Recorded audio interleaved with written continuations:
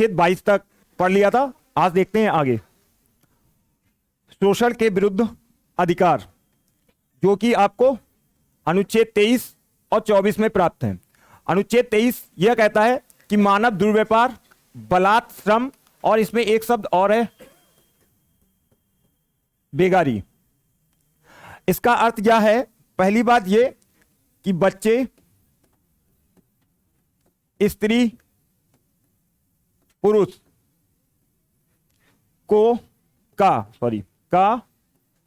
वस्तु के समान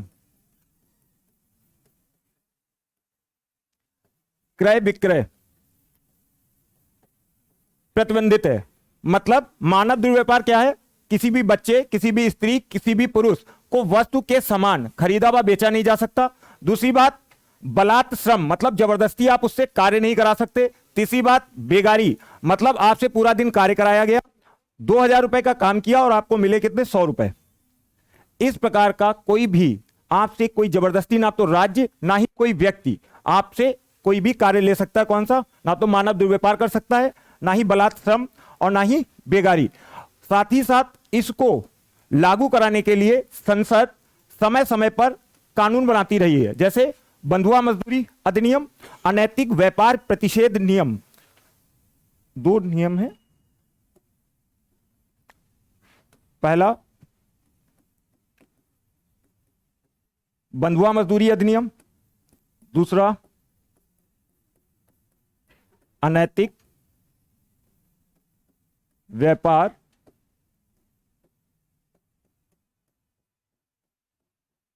प्रतिषेध अधिनियम।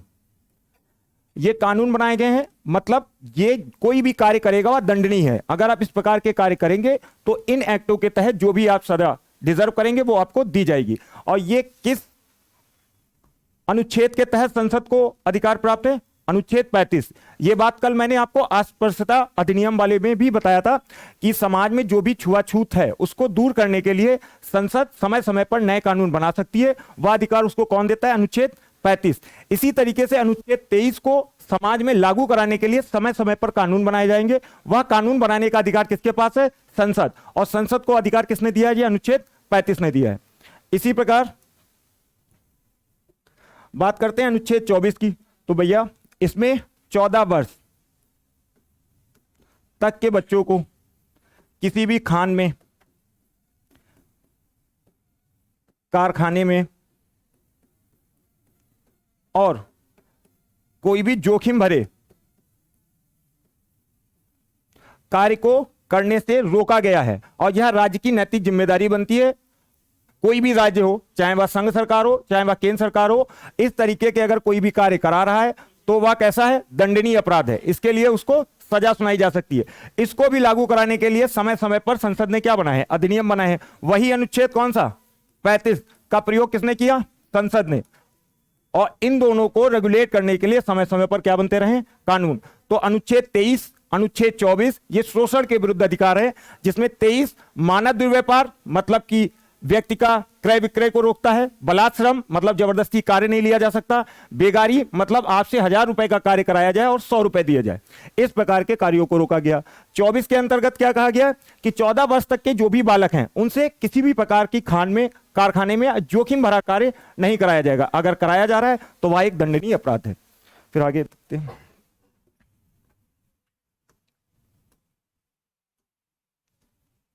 चलिए 25 छूटा। देखिए 25, इसमें धर्म के प्रति स्वतंत्रताएं प्राप्त हैं। उसमें 4 स्वतंत्रताएं हैं। पहली तो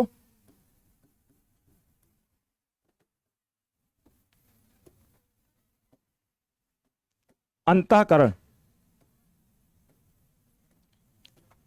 की स्वतंत्रता, दूसरा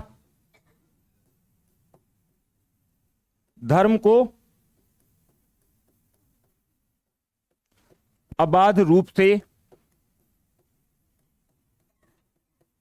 मानने की स्वतंत्रता, तीसरा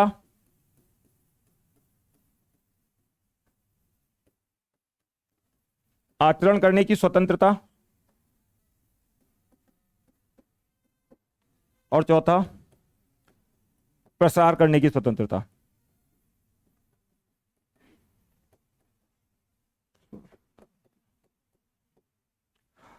तो भैया आपको अंतःकरण के अनुसार किसी भी धर्म में को स्वीकार करने की स्वतंत्रता प्राप्त है, आपको कोई भी रोक नहीं सकता, पहली स्वतंत्रता। दूसरी बात, धर्म को अबाध रूप से मानने की स्वतंत्रता। अगर आप किसी धर्म को मानते हैं तो विदाउट भय आप बोल सकते हैं, मतलब किसी प्रकार का कोई डर नहीं है। अगर हम हिंदू धर्म के हैं तो हम सीना चौड़ा करके बोल सकते हैं, कोई भी उसके लिए हमको रोक नहीं सकता, कोई टोक नहीं सकता। अगर आप मुस्लिम धर्म को मानते हैं तो आप विदाउट डर, किसी प्रकार के किसी भी प्रकार के दबाव, डर की कोई भी बात नहीं है। अंतःकरण मतलब आपका मन, आपकी जिसमें श्रद्धा हो आप उस धर्म को मानिए। धर्म को अबाध रूप से मानने की स्वतंत्रता मतलब उसके जो भी नियम कायदे कानून है आप उसको किसी भी, कोई भी कहे आप ऐसा करोगे हम रोकते हैं, तो बिल्कुल भी डरने की आवश्यकता नहीं, क्योंकि अनुच्छेद 25 ने हमको यह स्वतंत्रता दे रखी है कि हम उसको अबाध रूप से मान सकते हैं। आचरण की स्वतंत्रता मतलब मैं पंडित हूं तो अपनी पूजा करने के आचरण है हमारे, उस अनुसार हम पूजा करने के लिए स्वतंत्र है, हमको कोई रोक नहीं सकता। प्रसार करने की स्वतंत्रता, हमने गीता पढ़ रखी है अपने धर्म के अनुसार, तो गीता में जो भी अच्छी बातें हैं हम उनको समाज में बता सकते हैं कि भैया सत्य बोलिए, अहिंसा पे चलिए, जो भी नियम कायदे कानून अच्छे हैं उनको हम क्या बना सकते हैं, प्रसार कर सकते हैं। जो अनुच्छेद 25 ने हमको 4 प्रकार की स्वतंत्रता दे रखी है। एक तो अंतःकरण मतलब जो हमारा मन कहे हम उस धर्म में अपनी आस्था प्रकट कर सकते हैं। दूसरा, उसको अबाध रूप से मान सकते हैं। तीसरा, उस धर्म को हर किसी धर्म के अपने अपने आचरण है, जैसे हम मंदिर में जाते हैं मत्था टेकते हैं, मुस्लिम हाथ फैला के दुआ करता है, इस प्रकार की हर प्रकार के आचरण की स्वतंत्रता मिली हुई है। प्रसार की स्वतंत्रता मतलब यह है कि आप एक स्थान से दूसरे स्थान जाएं और आपके धर्म में जो भी अच्छी बातें लिखी हैं उसको एक स्थान से दूसरे स्थान तक फैला सकते हैं, बता सकते हैं जो भी अच्छी चीजें हैं। लेकिन ये अत्यांतिक नहीं है, मतलब इसको आप कहिए रोका नहीं जा सकता, तो बिल्कुल रोका जा सकता है। उनकी 3 शर्तें हैं। एक तो लोक व्यवस्था, सदाचार, स्वास्थ्य, इन तीनों के आधार पर इन प्रकार की स्वतंत्रताओं को रोका जा सकता है। मतलब आप प्रसार कर रहे हैं अपने धर्म का और एक जुलूस निकाल रहे हैं जिसमें विभिन्न प्रकार के अस्त्रों का प्रयोग कर रहे हैं, तो वो आपके प्रसार को रोका जा सकता है। आप अपनी आचरण कर रहे हैं, गए शमशान घाट, वहां से खोपड़ी उठा ले, ठीक, और अपना आचरण दिखा रहे हैं, तो वो लोक व्यवस्था को भंग कर सकता है। तो इस प्रकार की कोई भी स्वतंत्रता आपको नहीं प्राप्त है। मतलब ये स्वतंत्रताएं भी बाधित की जा सकती हैं अगर आप लोक व्यवस्था, सदाचार और स्वास्थ्य के विपरीत कार्य करेंगे। ठीक, तो अनुच्छेद 25 के अंतर्गत आपको 4 प्रकार की स्वतंत्रताएं प्राप्त है। पहली तो अंतःकरण के अनुसार आप किसी भी धर्म में अपनी आस्था प्रकट कर सकते हैं। दूसरी बात, उसको मानने के लिए की स्वतंत्रता प्राप्त है। तीसरी बात, आचरण करने की स्वतंत्रता प्राप्त है। चौथी बात, आप उसके प्रसार करने के लिए भी स्वतंत्र है। चलिए अगले देखते हैं।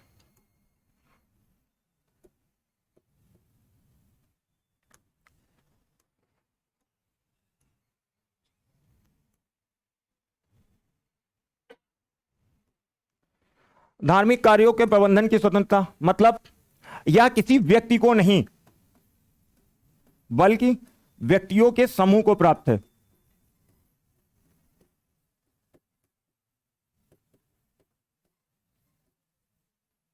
कुछ व्यक्ति मिलकर कोई समूह बना लेते हैं किसी विशेष धर्म से, वह विशेष धर्म को बढ़ावा देने के लिए एक स्थान से दूसरे स्थान पर अपनी संस्थाएं स्थापित कर सकते हैं और उस धर्म का पर्टिकुलर क्या कर सकते हैं, प्रसार कर सकते हैं। यह स्वतंत्रता कहां से मिली है? हमें अनुच्छेद 26 के अंतर्गत मिली। तो 25 के अंतर्गत कैसी स्वतंत्रता थी? अंतःकरण की स्वतंत्रता, धर्म में अबाध रूप से मानने की स्वतंत्रता, तीसरा आचरण करने की स्वतंत्रता, चौथा प्रसार करने की स्वतंत्रता।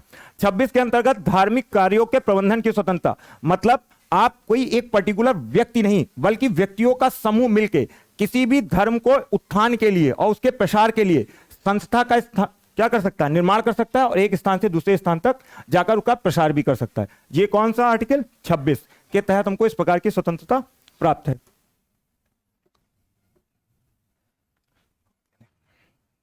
आगे देखते हैं 27। इस 27 का मतलब क्या है कि आपसे राज्य कोई भी ऐसा कर नहीं ले सकता जो किसी विशेष धर्म, संप्रदाय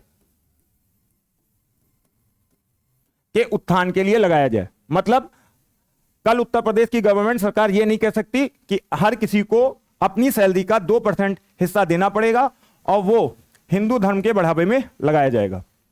ठीक, तो मतलब कोई भी धर्म विशेष या संप्रदाय की उन्नति के लिए कर देने के लिए आप बाध्य नहीं किए जा सकते, पहली बात। दूसरी बात कि अगर कोई भी राज्य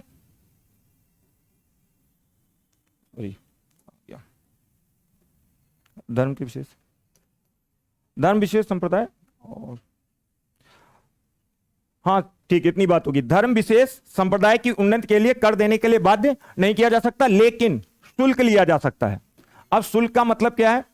जैसे कोई भी आप धार्मिक स्थल जाइए, वहां पर सरकार बहुत से प्रबंध कर रखी होती है, यहाँ पे गाड़ियां खड़ी की जाएंगी, वहां पे लोग सफाई के लिए, ठीक, तो वहां पे आपसे शुल्क ले लिया जाता है कि आप जैसे एंट्री करोगे आपसे 100 रुपए की पर्ची कटवा ली जाएगी। वह कर नहीं है, वह वहां की व्यवस्थाओं को चलाने के लिए आपसे शुल्क लिया जा रहा है। तो इस प्रकार के शुल्क लेने की व्यवस्था दे रखी है, लेकिन आपसे पर्टिकुलर कर लिया जाए ऐसी कोई भी व्यवस्था नहीं है। तो अनुच्छेद 25 में 4 प्रकार की स्वतंत्रताएं, 26 के अंतर्गत धार्मिक कार्यों की स्वतंत्रताएं, 27 के अंतर्गत मतलब आपसे किसी भी विशेष धर्म या संप्रदाय के उत्थान के लिए कोई भी कर नहीं लिया जाएगा, लेकिन शुल्क लिया जा सकता है। क्यों? क्योंकि जब आप कहीं पर कोई स्थल है, वहां पे उसके प्रशासन ने कुछ व्यवस्थाएं कर रखी है, तो उसको सुचारू रूप से चलाने के लिए आपसे शुल्क लिया जा सकता है, बट कर नहीं लिया जाएगा।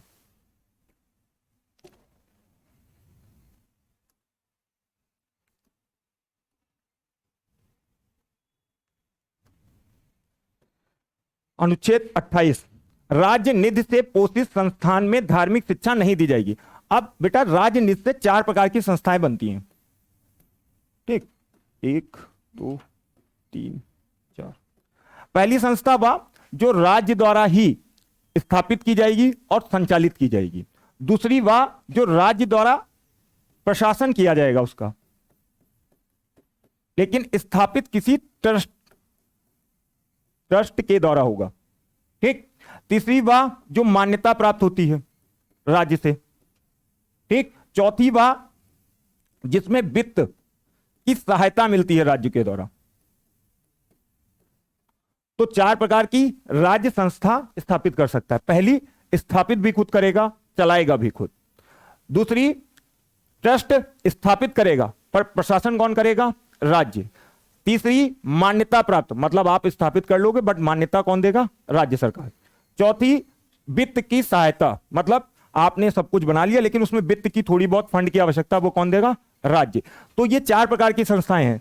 तो कहां पर धार्मिक शिक्षा दी सकती है, कहां पर नहीं? तो पहले वाले में तो बेटा धार्मिक शिक्षा दी ही नहीं जाएगी, मतलब राज्य ने ही इसको स्थापित किया है और राज्य ही संचालित कर रही है, तो उसमें धार्मिक शिक्षा बिल्कुल भी नहीं दी जाएगी।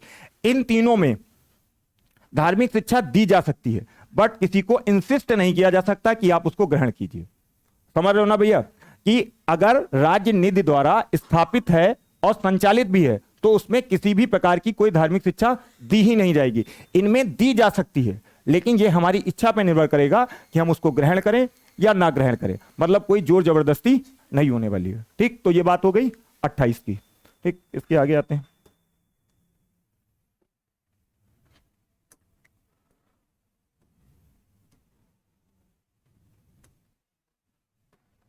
अनुच्छेद 29 और 30 ये अल्पसंख्यकों के अधिकार से संबंधित है। अल्पसंख्यक भाषा, लिपि, संस्कृत, मतलब हमारे समाज में जो बहुत लोग रहते हैं उनको बहुसंख्यक बोलते हैं, जो संख्या में कम पाए जाते हैं वो अल्पसंख्यक होते हैं। वो कई आधार पे हो सकते हैं, भाषा के आधार पे भी हो सकते हैं, लिपि के आधार पे भी हो सकते हैं, धर्म के आधार पर भी हो सकते हैं। लेकिन यहां पे उसने बोला है जो भी अल्पसंख्यक है वह अपनी क्या भाषा, लिपि और संस्कृति को बनाए रखने के लिए स्वतंत्र है। मतलब अगर कोई व्यक्ति अल्पसंख्यक से जुड़ा हुआ है और वो अपनी भाषा को कैरी ऑन रखना चाहता है, उसके लिए कोई कार्य कर रहा है, तो वह स्वतंत्र है। कोई अल्पसंख्यक है अपनी लिपि को बढ़ावा देने के लिए, अगर वो किसी बच्चे को पढ़ा रहा है उस लिपि के बारे में, तो वह स्वतंत्र है। कोई भी अल्पसंख्यक अपनी संस्कृति को एक पीढ़ी से दूसरे पीढ़ी तक पहुंचाना चाहता है और अपने बच्चों को, अपने पड़ोसियों को सिखा रहा है, तो वो इसके लिए स्वतंत्र है। मतलब कोई भी बहुसंख्यक आए कह दे आप यह कैसा कार्य कर रहे हो, तो वो नहीं कर सकता। क्यों? क्योंकि अनुच्छेद 29 के तहत उसको ऐसा अधिकार प्राप्त है। किसको? अल्पसंख्यक को। वो क्या है कि अपनी भाषा, लिपि, संस्कृति को बहुत लंबे समय तक बनाए रखने के लिए, वह किसी भी प्रकार के कार्य करने के लिए उसको अधिकार मिला है। वो कहां से? अनुच्छेद 29 के तहत।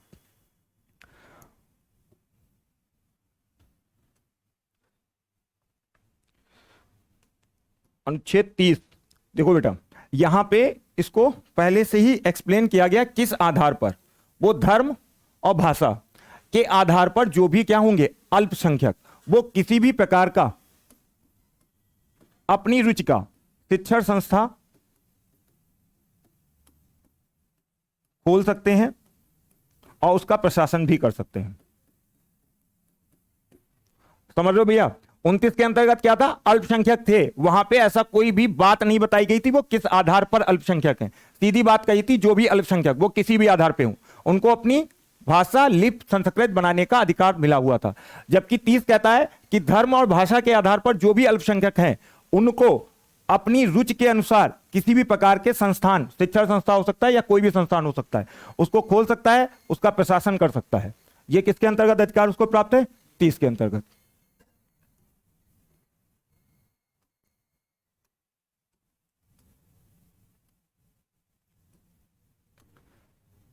अब भैया बात 32 की, क्योंकि यह अधिकार बहुत इंपॉर्टेंट हो जाता है कि अगर इस 32 का उल्लेख ना किया गया होता तो हमको ऊपर जो भी कुछ अधिकार मिले थे उसका कोई मतलब ही नहीं रह जाता।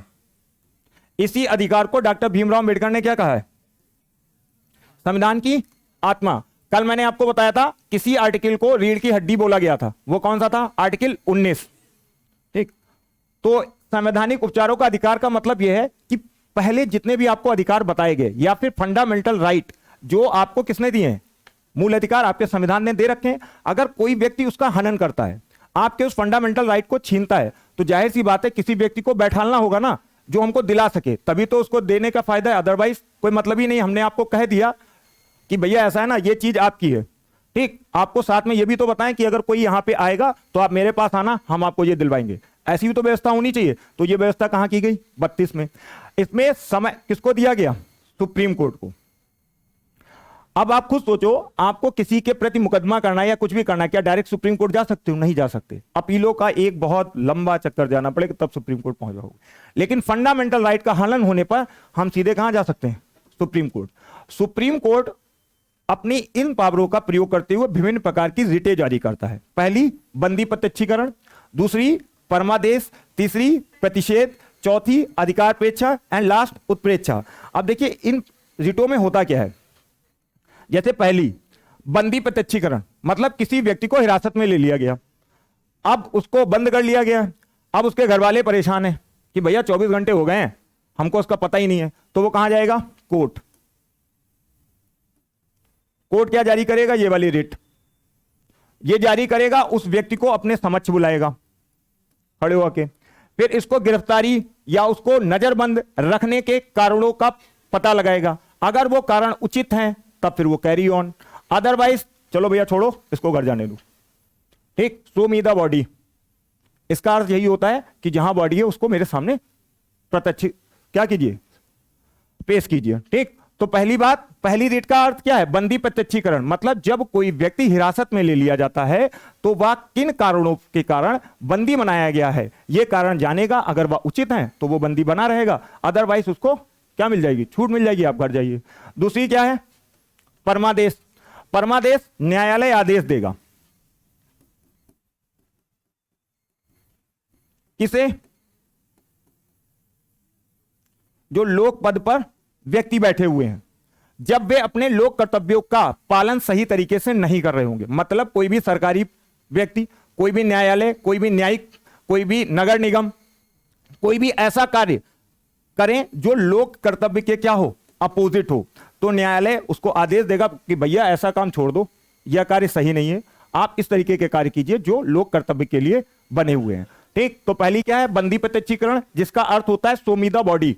ठीक, दूसरा परमादेश, न्यायालय आदेश देगा, किसको, जो भी व्यक्ति लोक पद पर बैठा होगा। इस लोक पद में न्यायिक पद भी हो सकते हैं, नगर निगम भी हो सकती है, या कोई भी संवैधानिक व्यक्ति या कोई संस्था जो अपने लोक कर्तव्यों का पालन नहीं कर रही है, तो उसको याद दिलाने के लिए यह रिट जारी की जाती है कि भैया जो आप इस समय कार्य कर रहे हैं वो सार्वजनिक हित के लिए अच्छा नहीं है और वो संविधान के विरोध है, इसके कारण किसी व्यक्ति का कोई भी फंडामेंटल राइट हनन हो रहा है, इसलिए अपने कार्यों को सुचारू रूप से कीजिए। ठीक, फिर आती है तीसरी प्रतिषेध। प्रतिषेध में न्यायालय अपने अधीनस्थ न्यायालय को यह याद दिलाने के लिए जारी करता है कि भैया जो तुम कार्य कर रहे हो वो अपने अधिकार क्षेत्र के बाहर का कर रहे हो, इसलिए आप वो कार्य कीजिए जो आपके अधिकार क्षेत्र में आता है। ठीक, तो प्रतिषेध कब जारी होगा? जब न्यायालय को अधीनस्थ न्यायालय के बारे में यह पता लग जाए कि वह जो कार्य कर रहा है वह उसके अधिकार क्षेत्र का नहीं है, फिर भी कर रहा है, तब वह प्रतिषेध जारी करेगा और उसको वह कार्य करने से रोक देगा। फिर आता है अधिकारपेक्षा, मतलब कोई केस जो अधीनस्थ न्यायालय में है वह उसके अधिकार क्षेत्र का बाहर का है, तो उसको जारी करेगा और उस केस का क्या करा देगा? स्थानांतरण, मतलब अपने पास बुला लेगा, तब जारी होगी अधिकारपेक्षा। उत्प्रेक्षा, मतलब ये व्यक्ति किसी लोक पद पर बैठ गया, ठीक, और हमें लगता है कि यह इसका डिजर्विंग कैंडिडेट नहीं है, तब न्यायालय इस व्यक्ति के खिलाफ उत्प्रेक्षा रिट जारी करेगा और इसको बुलाएगा, कहेगा कि आपने जो भी पद लिया है इसके लिए आप योग्य हैं या नहीं, इसकी छानबीन करेगा। अगर वह योग्य है तो बना रहेगा, अदरवाइज वो अपने पद से हटा दिया जाएगा। ठीक, तो संवैधानिक उपचारों के तहत कितनी रिटें जारी होती हैं? 5। पहली, बंदी प्रत्यक्षीकरण, जिसका अर्थ होता है सोमिदा बॉडी, मतलब कोई व्यक्ति हिरासत में ले लिया गया है तो न्यायालय उसको जारी करेगा और उसको अपने समक्ष बुलाएगा और उसको बंदी किए जाने के कारणों का पता लगाएगा, अगर उचित है तो ठीक, अदरवाइज उसको फ्री कर दिया जाएगा। दूसरा, परमादेश, मतलब न्यायालय आदेश देगा कोई भी लोक पद या न्यायिक पद या संवैधानिक पद पर जो लोग भी हैं वह कार्य ऐसे कर रहे हो जो कैसे हो, लोक कर्तव्य के, तब तो ठीक है। अगर वह लोक कर्तव्यों के पालन नहीं कर रहा है तो उनको याद दिलाएगा कि भैया इस तरीके के कार्य किए जाएं। फिर आता है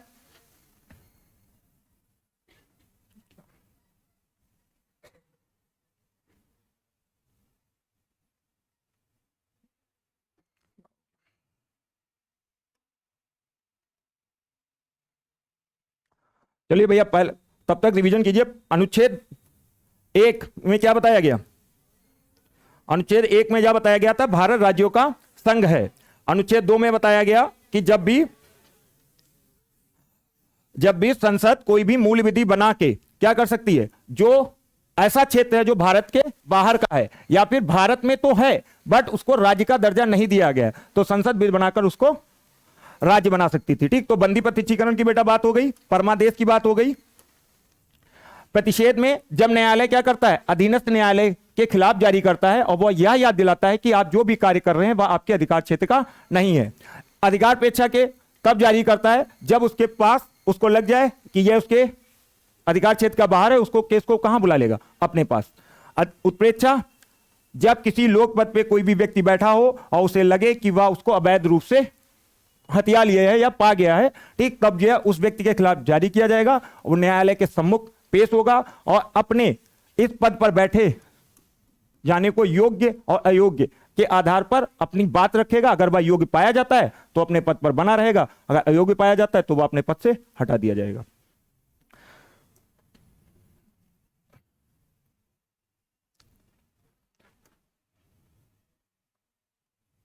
देखो भैया, अब आता है भाग 4,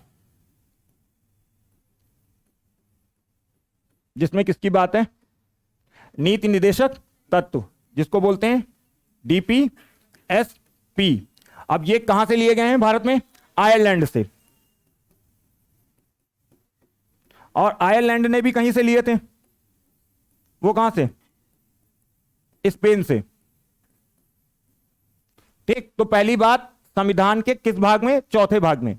किसका उल्लेख है? नीति निदेशक तत्वों का। ये नीति निदेशक तत्व कहां से लिए गए हैं? आयरलैंड से। आयरलैंड में लिए थे स्पेन से। अब बेटा इसमें और फंडामेंटल राइट में अंतर क्या है? तो दो चीजों का है। देखो, संवैधानिक सलाहकार कौन थे? BN राव। और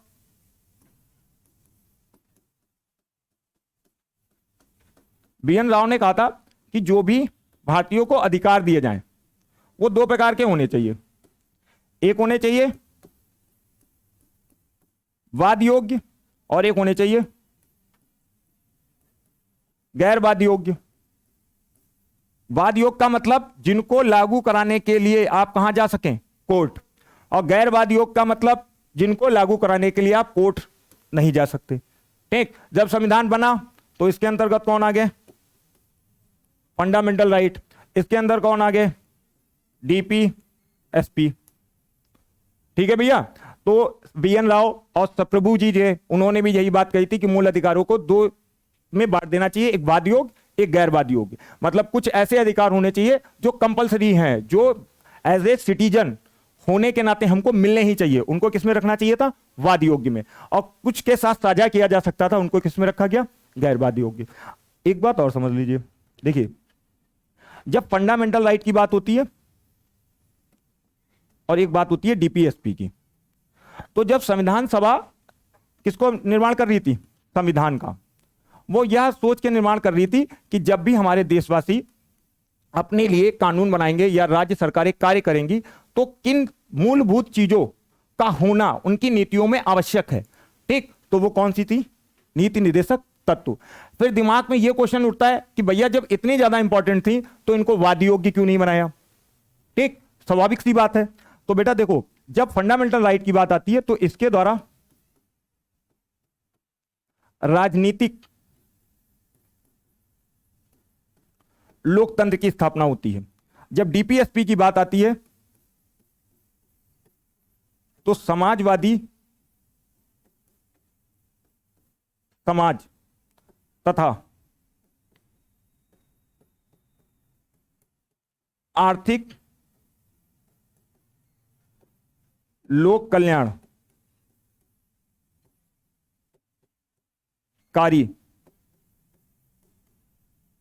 राज्य की स्थापना की जाती है। ठीक, तो भैया जब फंडामेंटल राइट के आधार पर हमको जो भी लोकतंत्र मिलता है वो कैसा मिलता है? राजनीतिक। डीपीएसपी के आधार पर हमको समाजवादी समाज तथा आर्थिक लोकतंत्र की स्थापना की जाती है। अब ये बात आई आर्थिक। ठीक, जब हमारा देश आजाद हुआ था तो हमारे पास पर्याप्त संसाधन थे नहीं। ठीक, और हम इसको अगर उठा के फंडामेंटल राइट में रख देते या वाद योग्य रख देते तो सबके सब अर्थ के आधार पर कहते कि ऐसा है, हमारे फंडामेंटल राइट का क्या हो रहा है? हनन हो रहा है। और एक राज्य दूसरे राज्य से कहता, और राज्य सरकारें किससे कहती? केंद्र सरकार से, कि भैया हमारे लोगों का फंडामेंटल राइट हनन हो रहा है, इसलिए हमको अर्थ के आधार पर इतने रुपए दीजिए, जो कि पॉसिबल था नहीं। इसीलिए इसको किसमें रखा गया? गैर वाद योग्य में। इसको किसमें रखा गया? वाद योग्य में। इंपॉर्टेंट था, इसलिए इसका उल्लेख करना बहुत जरूरी था, ताकि राज्य सरकारें जब भी कभी नियम कायदे कानून बनाए तो इसको प्राथमिकता प्रदान करें। ठीक है, तो पहली बात किस भाग में? 4 में किसका उल्लेख है? नीति निर्देशक तत्वों का। ये कैसे होते हैं? गैर वाद योग्य। मतलब अगर इसका कोई भी व्यक्ति या कोई भी राज्य सरकार उल्लंघन कर रही है तो आप सोचो कि सुप्रीम कोर्ट जाके या हाई कोर्ट जाके इसके लिए रिट जारी करा सकते हो, तो ऐसा नहीं कर सकते। यह बात जरूर कही गई है कि जब भी कोई सरकार, चाहे वो राज्य सरकार हो चाहे केंद्र की सरकार हो, किसी भी प्रकार के नियम कायदे कानून बनाएगी तो इन नियमों को क्या करेगी?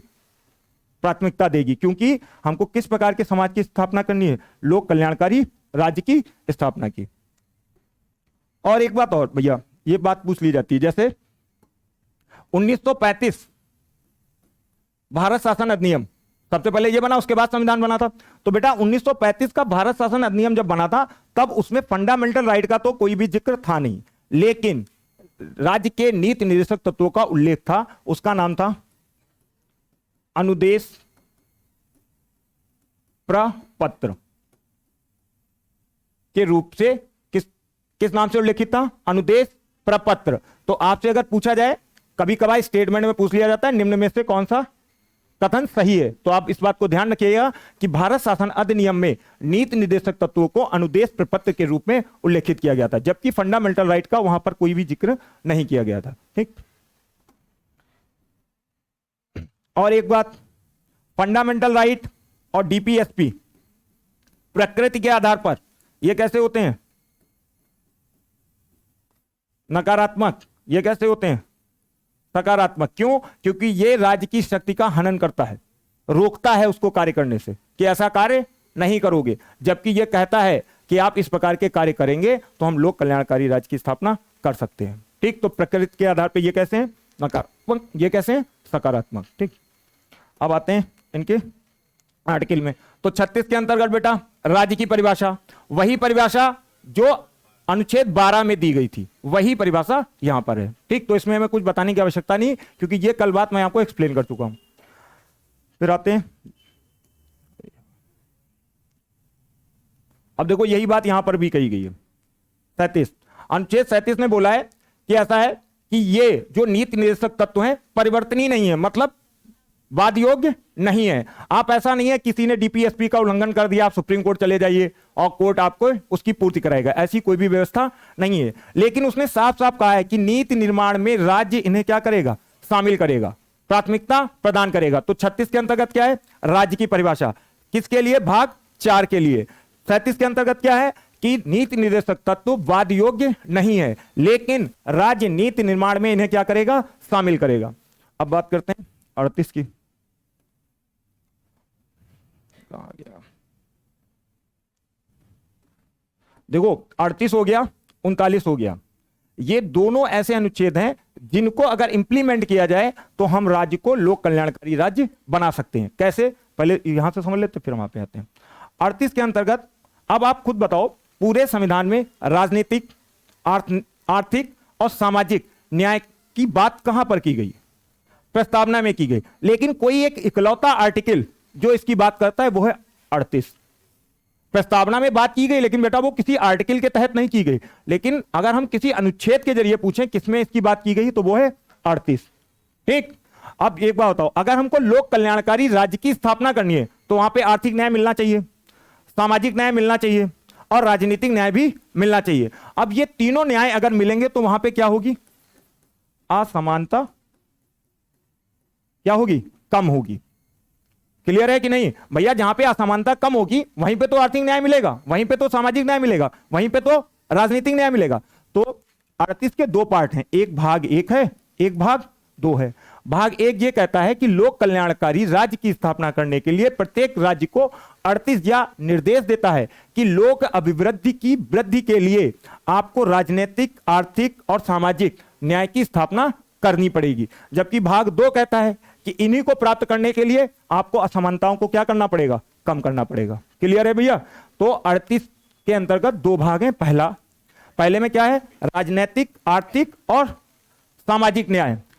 फिर ये न्याय प्राप्त करने के लिए आपको क्या करना पड़ेगा, असमानता कम। तो असमानता कम करने का उल्लेख किसमें किया गया है, भाग 2 में। क्लियर है भैया। अब देखते हैं आगे।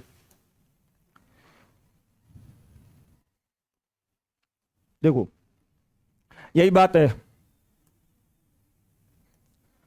लोक कल्याणकारी राज्य की स्थापना करने के लिए सामाजिक, आर्थिक एवं राजनीतिक न्याय को कौन, राज्य लागू कराने के लिए कार्य करेगा। क्लियर है। तभी तो किसकी स्थापना की जाती है, लोक कल्याणकारी राज्य की स्थापना। भाग 2 के अंतर्गत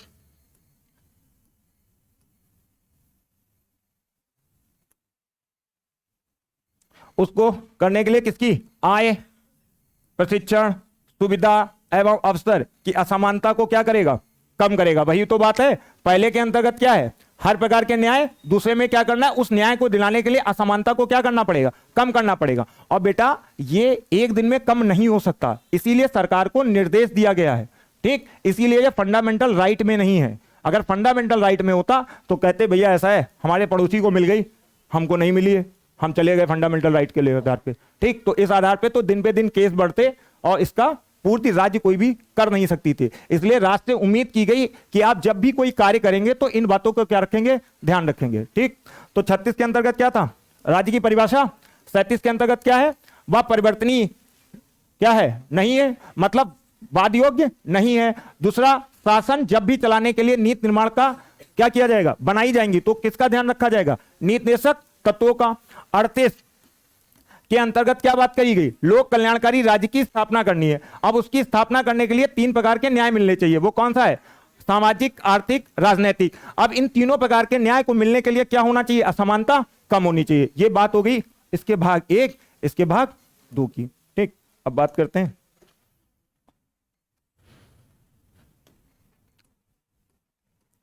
अब भैया ये थोड़ा बड़ा है। जब 39 की बात करते हैं, ठीक, तो इसमें पहली बात, इसके कई भाग हैं। जैसे ए, ठीक, ए को इंग्लिश में अगर एक आपको अल्फाबेट वर्ड पता हो तो बोलते हैं एडिक्वेट। ठीक, एडिक्वेट का मतलब क्या होता है, पर्याप्त। ठीक, तो राज्य को या नीति निर्देशक निर्देश देता है कि आप सभी नागरिकों को, चाहे वो स्त्री हो चाहे वह पुरुष हो, उसको अपनी आजीविका चलाने के लिए क्या दोगे, पर्याप्त अवसर उपलब्ध कराओगे।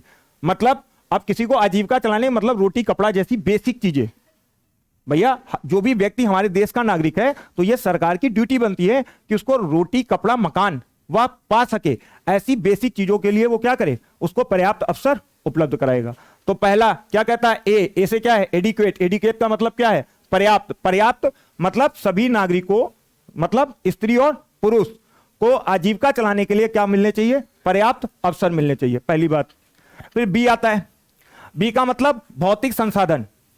अब जितने भी भौतिक संसाधन हैं उसका आप इस प्रकार से प्रयोग करेंगे कि किसी भी व्यक्ति का व्यक्तिगत हित ना हो, बल्कि कैसा हित हो, सार्वजनिक। ठीक, तो भौतिक संसाधनों का प्रयोग सरकार इस तरीके से करे कि किसी पर्टिकुलर व्यक्ति का हित नहीं होना चाहिए, बल्कि समाज के ज्यादा से ज्यादा लोगों का हित होना चाहिए। तो मतलब कैसा हित होना चाहिए, सार्वजनिक। बी फॉर भौतिक। ठीक। सी का मतलब सेंट्रलाइजेशन, मतलब केंद्रीकरण। धन और उत्पाद का केंद्रीकरण नहीं होना चाहिए। पता चले धन कमाया जा रहा है और किसी एक ही समूह या एक व्यक्ति विशेष के पास केंद्रीकृत हो रहा है, तो जाहिर सी बात है एक वर्ग बहुत ज्यादा अमीर हो जाएगा, दूसरा वर्ग बहुत ज्यादा शोषित हो जाएगा, गरीब हो जाएगा। जिससे अभी हमने 38 वाले भाग में बात की थी, वो क्या थी, असमानता को कम कर रहा था। और अगर ये केंद्रीकरण होगा तो ये असमानता को क्या करेगा, बढ़ाएगा। इसीलिए सी के अंतर्गत बताया गया, राज्य को यह निर्देश दिया गया है कि वह इस प्रकार के विधि बनाएगा, नियम बनाएगा कि धन तथा उत्पाद एवं संसाधनों का केंद्रीकरण ना हो पाए। तो ए के अंतर्गत पर्याप्त संसाधन उपलब्ध कराएगा ताकि सभी नागरिकों को आजीविका चलाने के पर्याप्त अवसर मिल सके। बी का मतलब भौतिक संसाधन इस प्रकार से देगा ताकि क्या हो सके, सामूहिक हित हो सके, सामूहिक हित हो सके। किसी व्यक्तिगत का लाभ नहीं होना चाहिए, बल्कि कैसा लाभ होना चाहिए, सार्वजनिक। सी में सेंट्रलाइजेशन नहीं होना चाहिए, मतलब धन और उत्पाद का केंद्रीकरण नहीं होना चाहिए, विकेंद्रीकरण होना चाहिए। एक व्यक्ति या एक विशेष समुदाय की ही उन्नति नहीं होनी चाहिए, बल्कि समाज में हर व्यक्ति की उन्नति होनी चाहिए। इसी से उसकी असमानता क्या होगी, कम होगी। एक और है इसमें, कौन सा है, डी। अब डी को इंग्लिश में अगर लिखा जाए तो एक शब्द सुना होगा, डिस्क्रिमिनेशन। उसका मतलब क्या होता है, भेदभाव। ठीक। अब डी कहता है कि स्त्री व पुरुष अगर कहीं पर कार्य करने जाएं और उन दोनों ने कार्य किया है तो समान कार्य के लिए उनको क्या मिलना चाहिए, समान वेतन। इसीलिए डी फॉर क्या, डिस्क्रिमिनेशन, भेदभाव नहीं होना चाहिए। क्लियर है ना भैया। डी का मतलब, ए का मतलब क्या था, एडिक्वेट मतलब पर्याप्त।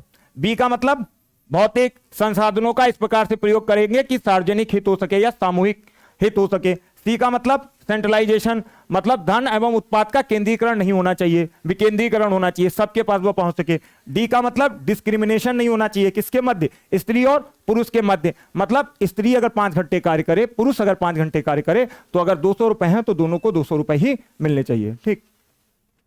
फिर बात करते हैं ई की। ई में क्या है, एम्पावरमेंट।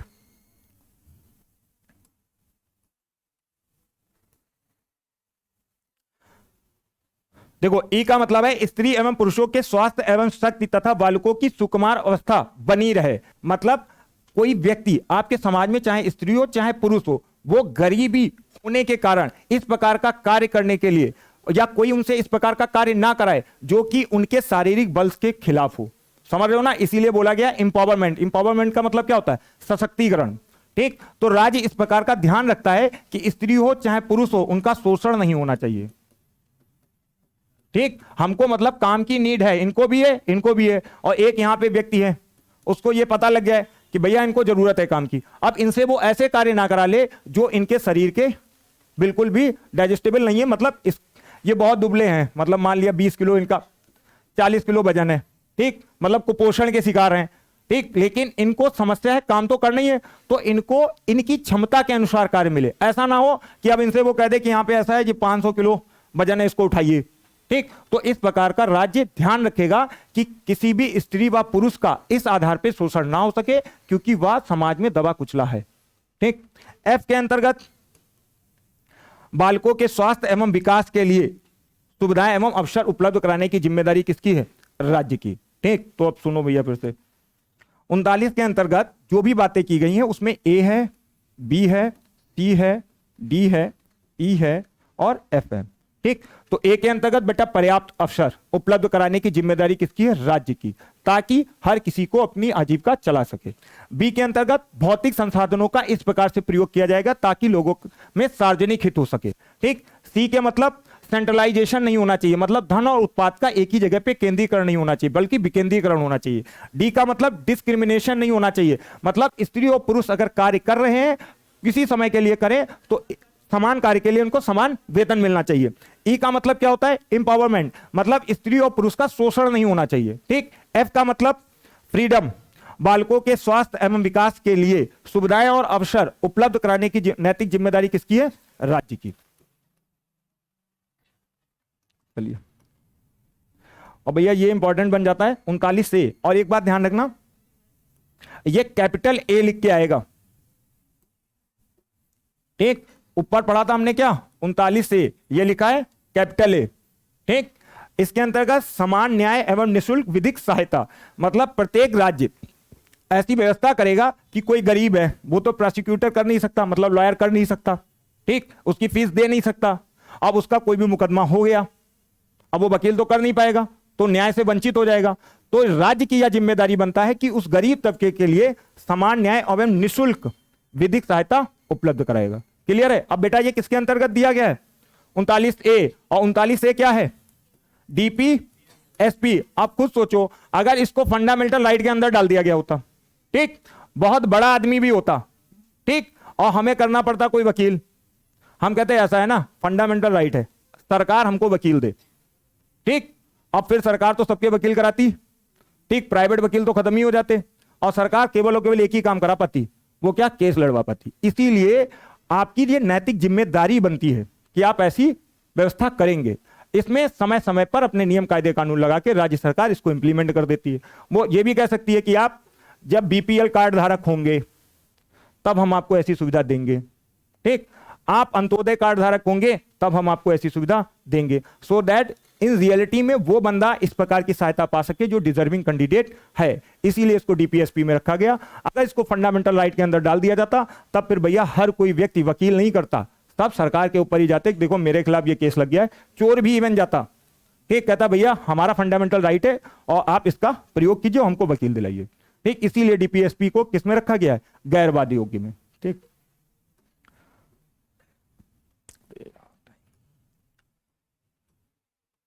देखो फिर बात करते हैं 41 की। 41 के अंतर्गत क्या है? देखो राज्य एक अनुच्छेद 41 राज्य को यह निर्देश देता है कि व्यक्ति की योग्यता के अनुसार उसको काम, शिक्षा और रोजगार प्रदान करे। 41 में क्या कहा गया है? 41 में अनुच्छेद 41 राज्य को यह निर्देश देता है कि व्यक्ति को उसकी योग्यता के अनुसार क्या मिलना चाहिए बेटा? काम, शिक्षा और रोजगार। ठीक, अब वो अगर इसी को फंडामेंटल राइट में डाल देता, ठीक, तब फिर हर कोई बात इसी बात पे क्लेम कर देता व्यक्ति कि देखो भैया हम ग्रेजुएशन है, ठीक, तो हम जो मजदूरी नहीं कर पाएंगे। ठीक, तो इसको किसमें रखा गया है? डीपीएसपी में। राज्य इस प्रकार की कोशिश करेगा कि जो बंदा जो डिजर्व करता है उस प्रकार की ही नौकरी करे। इसके अलावा बेकारी मतलब बेरोजगारी, बेरोजगारी भत्ता दिया जाता था कुछ दिन पहले, वो राज्य सरकार देती थी, केंद्र सरकार तो देती नहीं थी। ठीक, बेकारी अवस्था में लोक सहायता के रूप में क्या दिया जाता है? बेकार लोगों को बेरोजगारी भत्ता, बुढ़ापा वृद्धा पेंशन, ठीक, बीमारी में भी सरकार क्या करती है? मदद करती है। इसके अलावा जो विकलांग लोगों को पेंशन मिलती है वो भी क्या है? लोक सहायता। समझ गए? 41 के अंतर्गत क्या है कि राज्य को इसने निर्देश दे रखा है कि वह व्यक्ति की योग्यता के अनुसार उसको काम, शिक्षा, रोजगार देगा। इसके अलावा राज्य सरकार लोक सहायता भी देगी। कब? जब बेकारी हो, बुढ़ापा हो, बीमारी हो या विकलांगता अवस्था हो। क्योंकि विकलांग लोगों को क्या मिलती है? विकलांग पेंशन, बुढ़ापा लोगों को आप जानते हो वृद्धा पेंशन, और बेकारी अवस्था में बेरोजगारी भत्ता जैसी चीजें मिलती हैं। अब ये राज्य सरकार पर डिपेंड करता है कि वो आपको बेरोजगारी भत्ता देगा या नहीं देगा। इससे पहले वाली कुछ सरकारों ने बेरोजगारी भत्ता दिया है। वो कब? जब बेकारी अवस्था, मतलब हम ग्रेजुएशन हो गए, हमको काम नहीं मिल रहा है, तो हम बेकारी तो बैठे हुए हैं, तो इस स्थिति में क्या मिलती है हमको? लोक सहायता, जेब खर्च चलाने की बात। ठीक, बुढ़ापा, वृद्धाजन पेंशन, बीमारी, इसमें सरकार क्या करती है? जैसे कार्ड बना देती है जो इस समय बने हुए हैं, ठीक, वो लोक सहायता ही तो है। विकलांग पेंशन, एक विकलांग लोग हैं उनको 500 रुपये या 1000 रुपये पेंशन दी जाती है। तो ये क्या है, सब लोक सहायता है। तो 41 के अंदर बात समझ गया ना कि क्या करता है राज्य, काम, शिक्षा, रोजगार उसकी योग्यता के अनुसार दिलाने की कोशिश करता है ताकि लोक सहायता भी, और लोक सहायता भी देता है। लेकिन लोक सहायता की अपनी कुछ कंडीशनें हैं। बेकारी, बुढ़ापा, बीमारी या असमर्थता की स्थिति में राज्य की यह ड्यूटी बनती है कि वह उसको कुछ लोक सहायता प्रदान करे। ठीक, हो नहीं पाएगा आज भी ये। अब देखो भैया,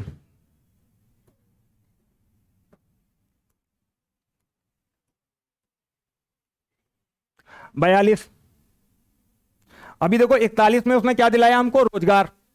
ठीक, अब रोजगार दिलाने के साथ साथ एक बात और ध्यान रखनी है कि हमको जो रोजगार मिले वह मानवोचित और अनुकूल दशाएं में होना चाहिए।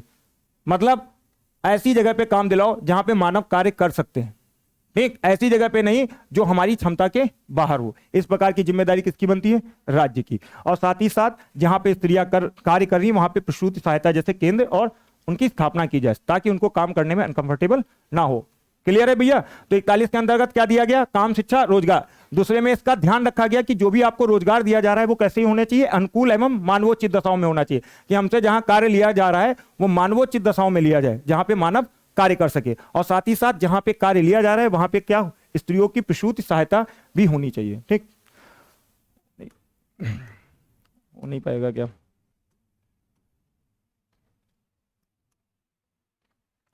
चलिए भैया देखो 43, अब अनुच्छेद 43 क्या कहता है कि चाहे वो कृषि हो चाहे उद्योग हो, उसमें अगर श्रमिक कार्य कर रहे हैं तो उनके पारिश्रमिक नहीं, यहां पे एक बात छूटी है, यथोचित वेतन प्राप्त कर सके। मतलब कुछ लोग दो ही सेक्टर में तो काम करेंगे बेटा, या तो कृषि में कार्य कर रहे होंगे या फिर उद्योग में। अगर कुछ लोग यहां पे कार्य कर रहे हैं तो राज्य की ये नैतिक ड्यूटी बनती है कि वह यह देखे कि उनको जो वेतन मिल रहा है वो निर्वाह योग्य मजदूरी होनी चाहिए। मतलब इतने रुपए मिलने चाहिए ताकि वे अपने जीवन को सुचारू रूप से चला सकें। किसमें, कृषि और उद्योग में लगे श्रमिकों को यथोचित वेतन मिलना चाहिए। ठीक, यथोचित वेतन का मतलब क्या है कि यहां पे जो लोग भी कार्य कर रहे हैं तो राज्य इस बात को देखेगा कि इनको जो भी यहां से रुपए मिल रहा है, यहां से रुपए मिल रहा है, वो इतना रुपए जरूर मिलना चाहिए ताकि उनकी बेसिक नीड्स जैसे रोटी, कपड़ा, मकान, इन चीजों की वो क्या कर सके, पूर्ति कर सके। समझ गए। और साथ ही साथ कुटीर उद्योगों को क्या देंगे, बढ़ावा देंगे। ठीक, ये गांधीबाजी योजना, क्योंकि गांधी जी किसको बढ़ावा देते थे, कुटीर उद्योग को। ठीक, तो 41 के अंतर्गत क्या है, देखो बेटा 41, 42 और 43 मोस्ट कंफ्यूजन। ठीक, तो 41 में क्या मिला है, काम मिला है, शिक्षा मिली, रोजगार मिला।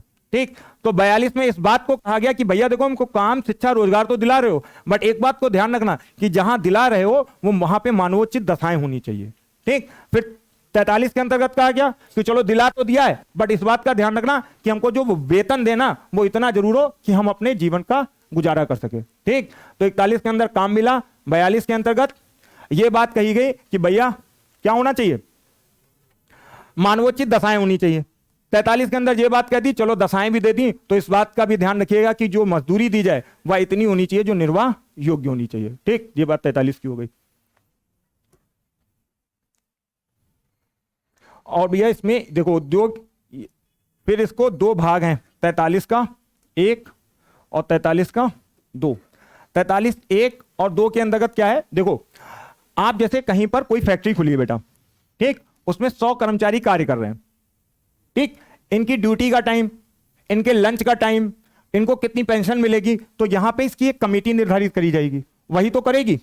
अब ये तो बाहर कार्य कर नहीं रहे हैं तो इनको क्या पता कि किस टाइम भूख लगती है, कितने टाइम तक मजदूर कार्य कर सकता है। ठीक, तो इसकी वास्तविक स्थिति जानने के लिए ये राज्य की जिम्मेदारी बनती है कि उद्योग प्रबंधन में, मतलब जो मैनेजमेंट कर रहा है वहां पे कर्मचारियों की भागीदारी को वो बढ़ाए। मतलब यहां पे जो 100 लोग कार्य कर रहे थे, यहां से एटलीस्ट 3 आदमी को तो यहां पे भेजा जाए ताकि आप नियम कायदे कानून जो भी बनाए वो इस बात को ध्यान करते हुए बनाए कि यहां पे इनको नीड किन किन चीजों की है। क्लियर है। तो 43 का भाग 1 क्या कहता है कि उद्योग प्रबंधन में कर्मचारियों की भागीदारी को क्या करना है, बढ़ाना है। क्यों, क्योंकि आप जानते हो यहां पे जो लोग भी कार्य कर रहे हैं उनके लिए नियम कायदे कानून यहां की कमेटी बनाएगी। यहीं का तो मैनेजमेंट बनाएगा। अब यहां पे मैनेजमेंट में 2-3 आदमी ऐसे भी तो होने चाहिए कि जो बाहर काम कर रहे हो, वही तो वास्तविक स्थिति के बारे में बता सकते हैं। तो राज्य सरकार की यह जिम्मेदारी बनती है कि जहां पर भी उद्योग प्रबंधन है वहां पे कर्मचारियों की संख्या क्या करे, उसमें भागीदारी को बढ़ाए। ठीक, ये भाग 1 के अंतर्गत बात हो गई। अब भाग 2 के अंतर्गत तो आपको याद होना चाहिए सहकारी समिति, कौन सा संशोधन, 97वां। ठीक, बाकी बात कल करेंगे। Thank you.